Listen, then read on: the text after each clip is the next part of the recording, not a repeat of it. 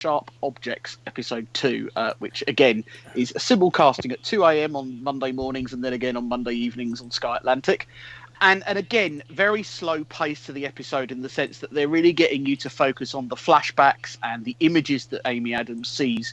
And I do believe now it was her sister, very much, that went missing, that got killed. There was a line, wasn't there, about the differences between what Patricia Clarkson did when presumably her daughter died and what the family of the most recent dead girl did in terms of the wake and everything. Really what you've got is her continuing to go round the town and speak to people. She goes to the funeral and then the wake of the recently found child that they found in the street corner. And you just get these wonderful interactions. I love the bit where she goes and meets the boy sitting in the window playing with the gun and the mother. I just think that's totally believable of I'm not saying anything until you pay me 50 quid. And it does appear very much as if there is a bit of an ulterior motive by the editor into why he has sent her back to this town. More so than last week, it appears. He wants her to confront her issues. Yeah. We got a bit of that last week, didn't we? But it didn't quite make sense last week, whereas I think this week, because the wife spoke more genuinely, didn't she, about, are you sure you know what you're doing? You're not a therapist. Yeah. The latest girl had her teeth removed, and that takes a lot of effort, and there was a great scene where the younger detective, the fish out of water type, takes a pig's head and tries to remove the teeth of that to see how difficult it would be for someone as a killer to do that. That was a lovely scene. And you also got a lot more kind of like sort of behind the scenes revelations of what Camille was like before she left. I'm really intrigued by the friend Jackie as well, who is always lavishing so much praise on her whenever she sees her. Sort of maybe a surrogate mother type, we're supposed to think here. You definitely get the feeling she didn't get much love from her own mother. There's obvious clear signs, wasn't there? There was a flashback where she was sitting on her lap and the mother just got up and walked away. And even Camille, she found her mother crying in a bedroom and she just kind of left. There's clearly the relationship is not there. That to do with the death. I'm reading into it a little bit more. Apparently the girl who died was her half-sister. She was the first daughter of Patricia Clarkson's character with the stepfather.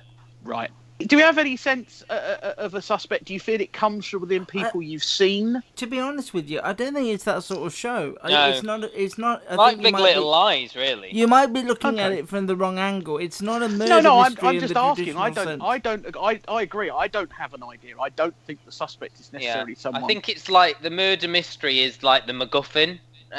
Which is something that is like Carol MacGuffin. The thing that's meant to drive the plot forward, it's like a Hitchcockian term where there's always an item that drove the plot forward, and in this case it's the murder mystery that's taken Camille back to her hometown. But what it's really about is all these old deep-seated issues and the town sort of mentality towards both Camille and the officer who we talked about earlier. I really liked the scenes at the wake where you've got this sort of town feeling, this sort of really closed town that people were sort of talking behind each other's back, saying, the mother's speech at the funeral, that wasn't her talking about her daughter, and, Camille going around all the rooms finding the spider going into, I think it was Natalie, wasn't it, the girl who died, trying to feed the spider and things like that. All that was great, and still that sense of this real heat and sweat coming from the town, and just characters sort of fanning themselves at the funeral. I thought that was a great touch. They have got the atmosphere spot on. You literally can feel that when you watch it. The sweltering of you must feel like you need to swat a fly or a mosquito away whilst you're doing it.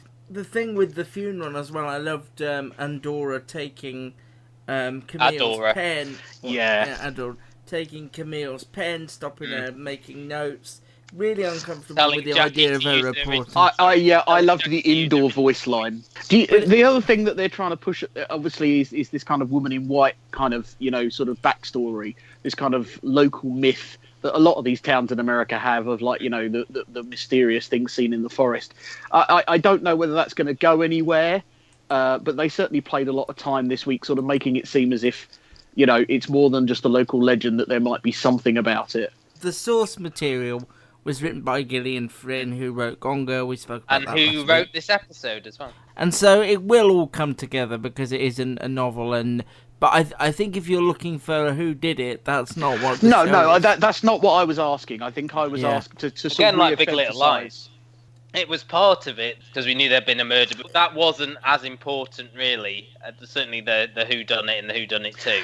Can I just pick out another scene I really liked? Was between the sort of the old detective and the new town detective, where he did his tie. Yeah, I really like that he was saying like you're not from round here and stuff. He was struggling with his tie, and he did the thing where he took his tie off and did it, and I thought that was a really nice. I love those little moments in this, and I think that's what puts this above a lot of dramas, just these little sort of...